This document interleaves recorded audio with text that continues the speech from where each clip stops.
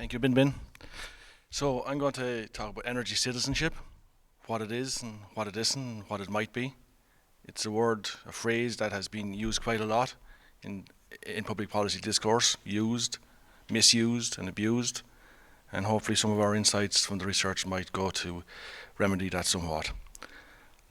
Our colleague Michael then from Johanna Research will then talk about a particular part of that work which was on collective expressions of energy citizenship. So, start off. So, first of all, I'd like to start by asking you to do something. If you could maybe do the Slido poll. So, if you use the QR code there or go to slido.com and use that code and answer the question: Do you consider yourself an energy citizen? It'd be interesting to see how many of you do and how many of you don't.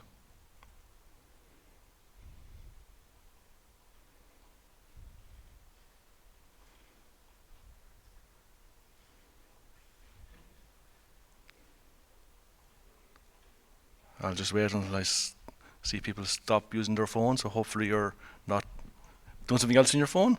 So, okay, 100% of respondents have said yes of the 16 responses. Slowly moving up. No has joined the chat.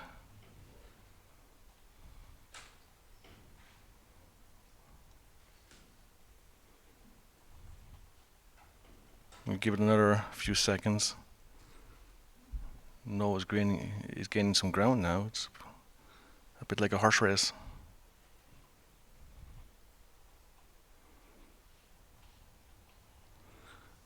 Okay, I think the overwhelming feeling among this group at least is that you do feel yourself an energy citizen.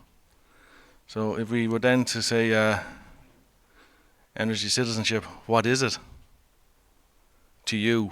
So I ask you again to use the QR code or the Slido code here and just type in the word that comes to mind when you hear the term energy citizenship.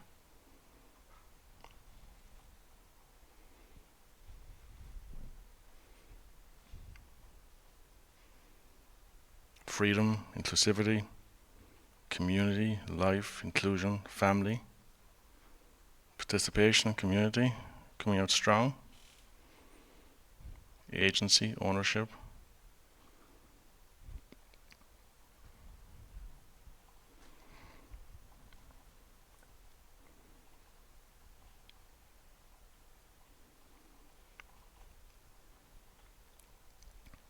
See, responsibility has come in quite strongly as well, looking at different aspects of it. Ownership, interesting.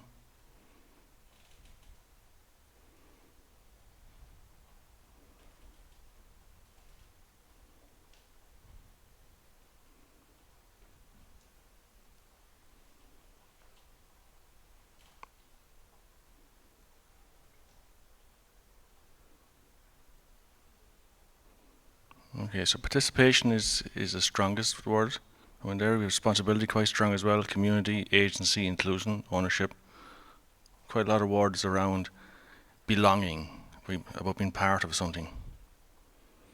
I see exclusion making an appearance. Anti-capitalism, getting quite radical. This is good. We might take to the streets later when we're finished. Okay, there's one person still typing. See what comes up now. Fun. That must be part of the ENCLUDE consortium. Okay. So some nice words there. Very good. So I think most of the words here, I think this would actually speak to what I'm going to say to you today. I think the words here are capturing that. I see money is there. Interesting. We have a late edition going in as well. Freedom. Very good. So these are some images of energy citizenship, and these are the typical images that people have when they consider the term energy citizen. So this is the typical middle class nuclear family, Western Europe, obviously with plenty of resources and agency, solar panels. So this is what governments, energy companies would like us to think of when they say energy citizenship. This is their vision of belonging. purchasing an EV car, because it's very important for, in the capitalist societies that we live in, that we continue to consume things. So EVs are being pushed at us right, left and centre. But this is also an element of energy citizenship. Taking to the streets, demanding change. In this case, they're campaigning against fracking. Our consumption habits, our purchasing and consumption behaviours. Again, more protests, more political agency, so forth. Then you have people who are against some of the things that we would think of as environmentalists, we would think of necessary, but no less valid as an expression of political agency. They're against wind turbines for whatever reason. So, if we conceive of energy systems as a socio-technical system, what exactly is the space for energy citizenship within that? I think that's an important question. As I mentioned at the start, the idea of energy citizenship really has gained a lot of traction in public discourse, and as a way of expanding the perception of the role of the energy consumer. Oftentimes they're used in policies as almost interchangeable: active consumer, energy citizen. Very often governments and other policy actors not quite sure what they mean, but they mean the general public. So words like prosumers, active consumers, energy citizens are used as placeholders for these new roles and responsibilities. So as we change our energy system, it needs to become more inclusive. There's a lot of societal change required for us to decarbonise our energy system, and that requires buy-in of society. And this necessitates these new roles.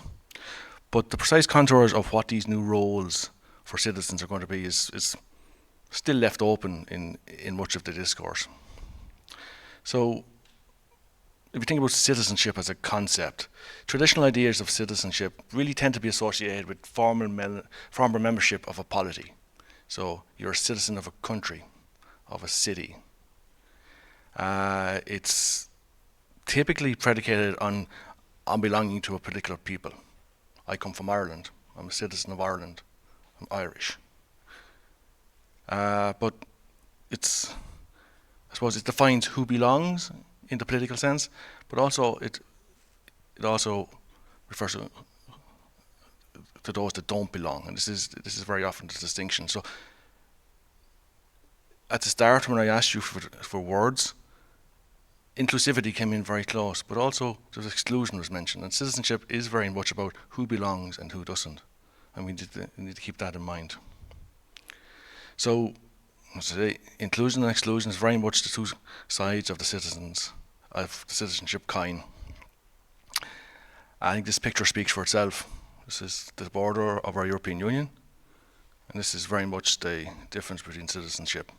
All you need to do is go through an airport and see the way that we, as members of the EU or of the European Economic Area, the way that we can walk quite freely through passport control, while others have to jump through hoops and hurdles to get there. So that's a very visible, I suppose, manifestation of this belonging and not belonging to a polity. So terms like citizenship, citizen, quite powerful. Ancient times, it would have been a very strong statement: I'm a citizen of Rome. In other words, don't tangle with me, or else the Roman army will come and wipe out your village. And there's an element of that still in a lot of citizenship, about belonging. It's of status, of standing, but also of belonging. I'm a citizen of this city, of this community. I am of this people, of connection. And as came up strongly in that word cloud that you produced, of responsibilities and duties. So it's not just about what I am and who I am, but it's what do I owe to this polity that I belong to. So there's two principal traditions of citizenship. There's the civic republican tradition, which draws primarily from Athenian and democracy, from Republican Rome, medieval Italian city-states and so forth. And this is citizenship as a practice. It's about doing. It's based on duties, responsibilities, and it emphasises political agency. Taking part in public life is very much a public-facing thing, and it was focused on the public square. Active participation is a key feature of this tradition of citizenship. And as Rousseau said, an obedience to the law one has prescribed for oneself is freedom.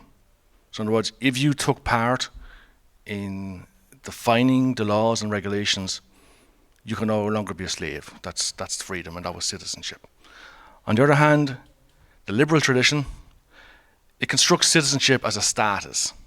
It focuses on fundamental rights. It evolved when the Roman Republic grew into empire, expanded its territory, and expanded citizenship to the masses.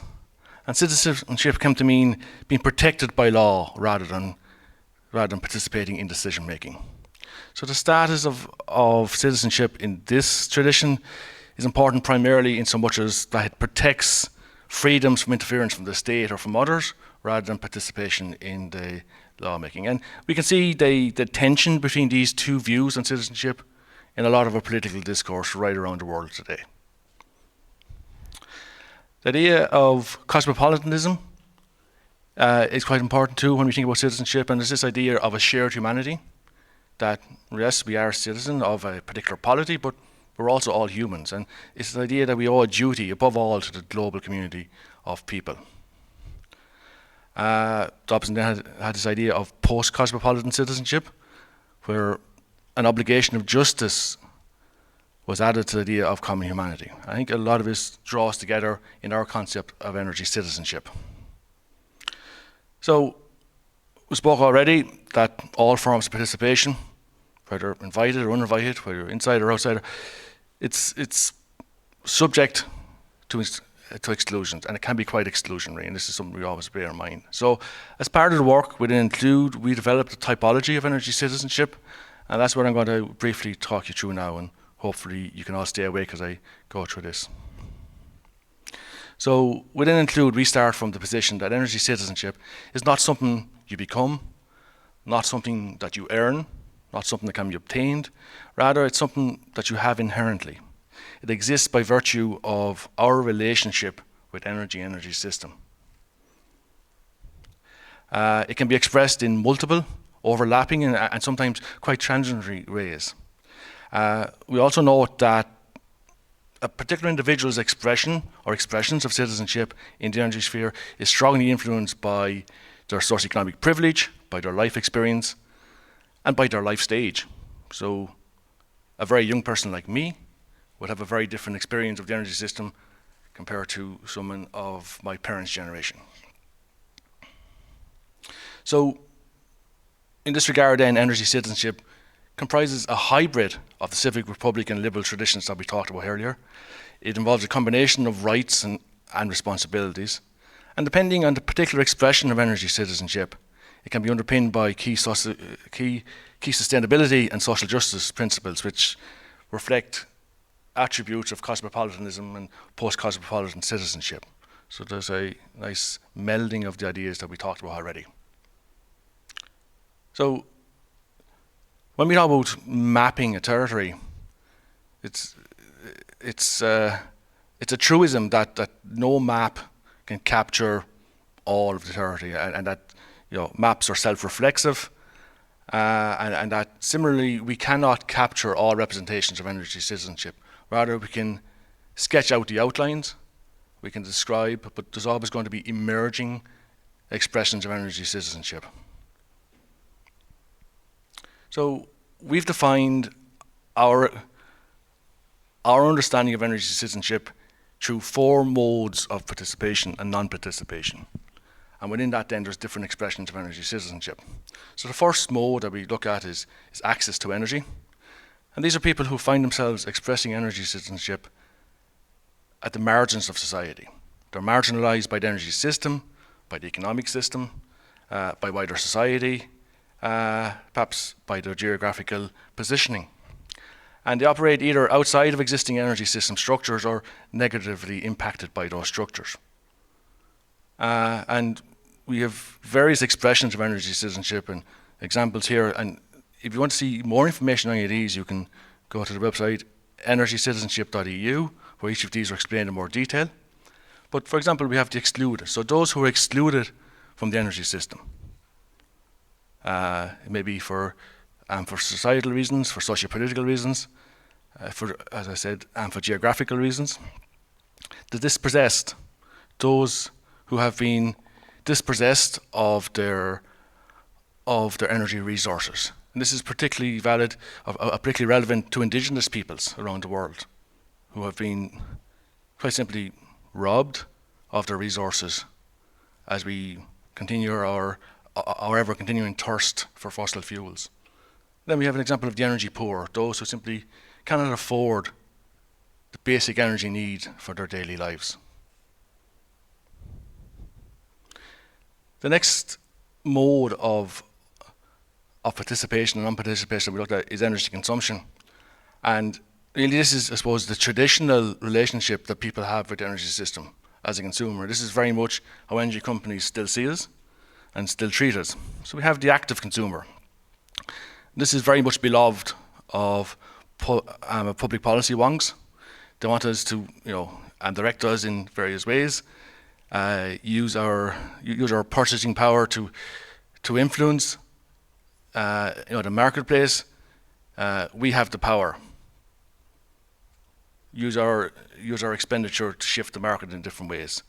In other words, they want to shift responsibility from those with real power onto the individual, onto those who actually can the consumer. The digital native then is probably a recent evolution. It's those who are very much home on the internet, who are probably first movers with regard to new technologies. Everything's connected. They use their phone to, checking their energy use, switch on the heating, turn on the hot water, and so forth. The energy champion then is that individual who maybe is a little bit more knowledgeable about the energy system, but uses that to help their neighbours, their families, their friends move towards more sustainable modes of energy consumption.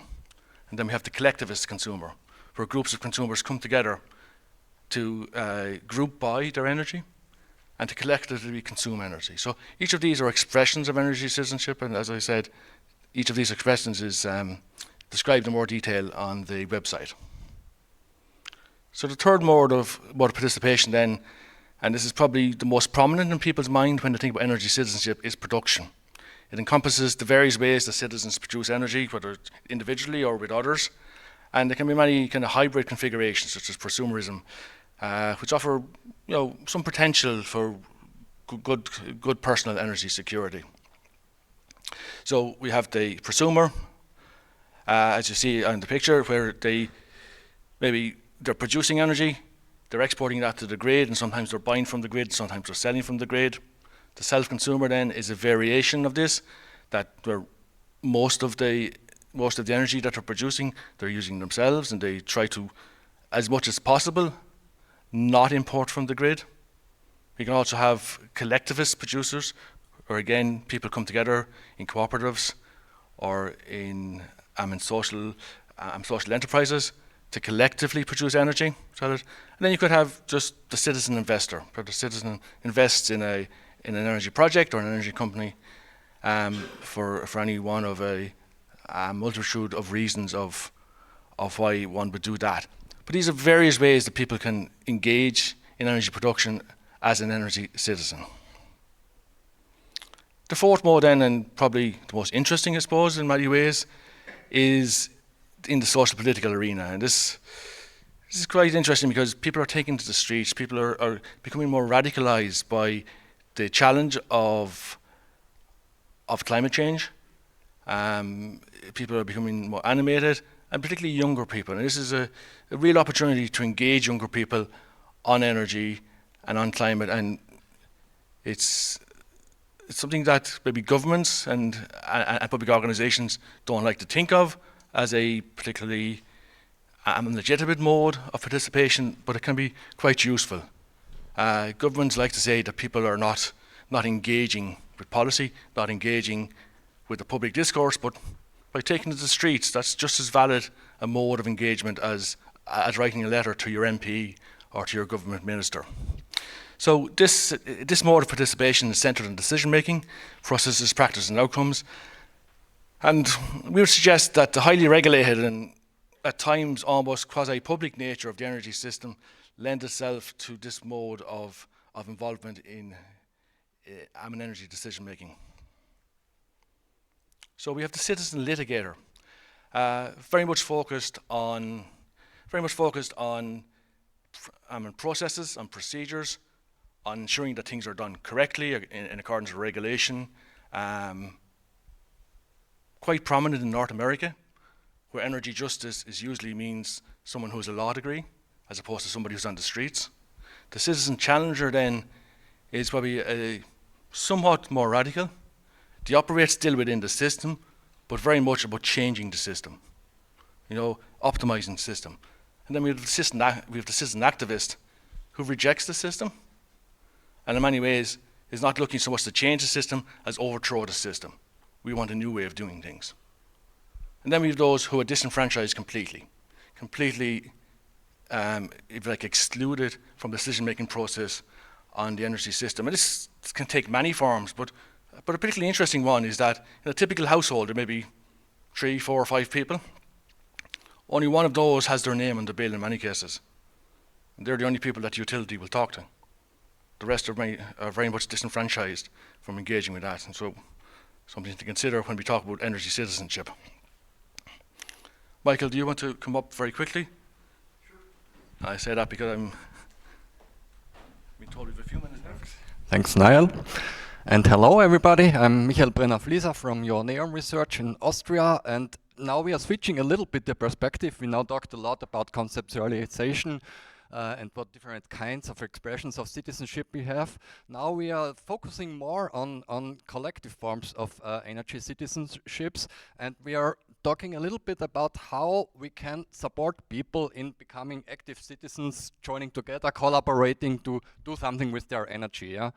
And the way we did that in this project is that we started with a case study pool, a rather big one, from 68 different energy communities, not just energy communities, but collective energy initiatives in rather forms, from 17 countries, and we collected quite a lot of data from them, and then we backed it up with a survey we did with a selection of these different communities to get more insights also from the members. Where's this one? Thanks.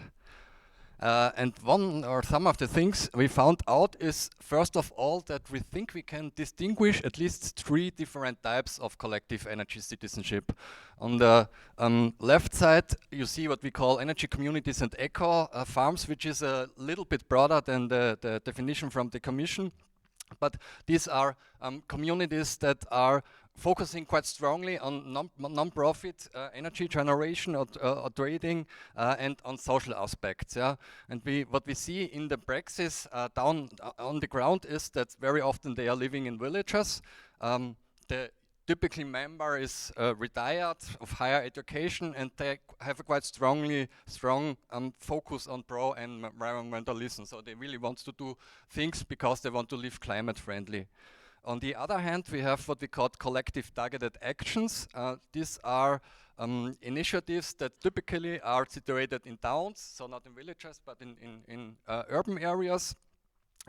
They are also pro-environmentalists, but they have more individual goals, I would say. They also want to live climate friendly, but they also want to increase their own self-sufficiency and also save money with the things they're doing collectively with other people. And as the third form, we have political collectives. That's what Niall called with, Niall already mentioned. We did not that much research on that, but we have it there, and you can see here increasing self-sufficiency and saving money is very important. And of course, usually they have a political agenda and a specific set goal they want to reach. Might be for pro-environmental things, but can also be, for example, being opposed to power plants or whatever. Yeah, so that can take various forms. And for these three different forms, we try to find out what are the barriers and enablers we see, or that the people on the ground see. This now just really gives you a very, very short taste of what we are doing. If you want more information, for the people being here, you have these booklets on the chairs where we summarized all our results. And for the online people, of course, you can go to the homepage where you also will find more information. But for example, what we see is for the energy community aspects here in the middle, we see that bureaucratic barriers still remain quite a big challenge for them, especially when they want to found new initiatives. They are also quite often saying that they are lacking financial support, so this might help a little bit. Same with the collective targeted actions, who also say, okay, we need more support when it comes to the money, and they also want to increase their external visibility. And for the political people, they say that bureaucratic barriers are a problem, and they want to have quite a high transparency within the different projects. So to conclude, and this is actually the take-home message I want to give here, is if we want more people, more citizens being active, joining, collaborating together to take back the agency on their energy, we need to acknowledge that there are these different forms of collective groups, and we need to find ways actually, as the European Union, but also from the national states, we need to find ways to support all these different various forms of active energy citizenship, and that would help a lot to bring more people into getting active. And with that, I'm almost at the end here. Just a little bit of advertising for a book that's coming up and was written by some of the people. And with that, yeah, we are at the end, and thanking you for being here and looking forward to this discussion. Thank you.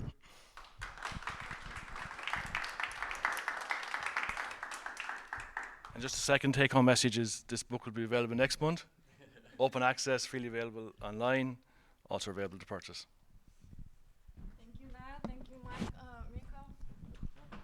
No, I got it. No, stay here. Stay and focus. So, dear all, are there any questions to the two presenters now? No pressure. You were so clear.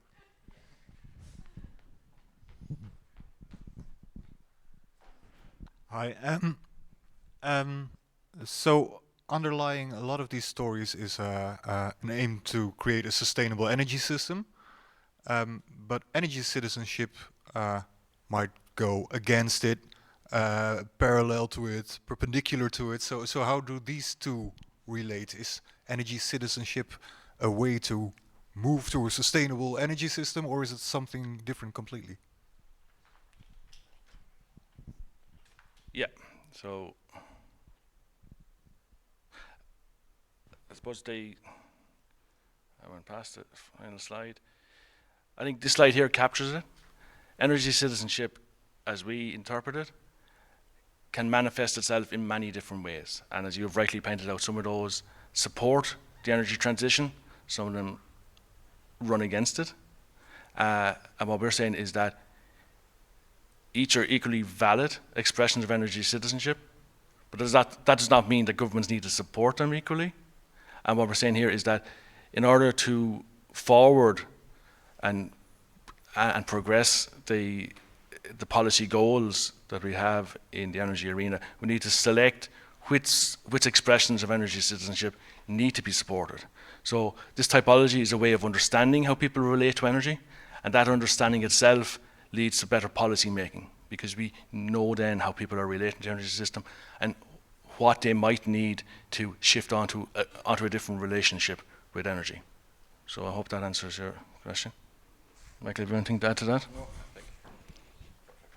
Thank you. Are there any other questions? If this is not the case, then we can continue with the next topic. Thank you guys very much. Thank you.